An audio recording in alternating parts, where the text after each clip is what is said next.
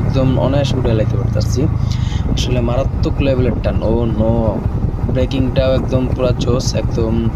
যেহেতু ABS brake, একটা যে কোনো একটা মানে খুব সহজে আসলে ব্রেক খুব ভালো কন্ট্রোল করতে পারে এটা। কর্নিংটাও আসলে খুব বেশ ভালো কাজ করতেছে। আসলে ওভারঅল সিটিং পজিশনটাও আমার কাছে বেশ ভালো লাগছে।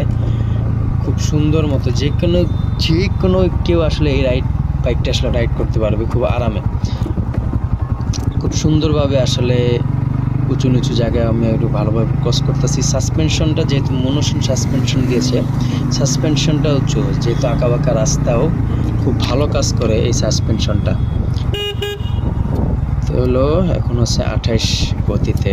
আমি বেশি এখানে গতি উঠাবো না, যেহেতু এখানে হুটহাট করে অনেক অটো চলে আসে আর রাস্তাটা ফাঁকা। আর যেহেতু নতুন বাইক বন্ধুর, যেহেতু নতুন বাইকে আমি আসলে এরকম টানও উঠাবো না।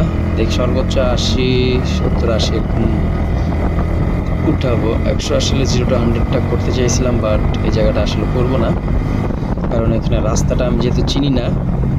একটু গতিতে উঠাই 70, খুব অনায়াসে 70 ওঠা যায়। মানে আপনি যদি 100 উঠাতে চান, সেক্ষেত্রে যখন 90-এর কাছাকাছি যাবে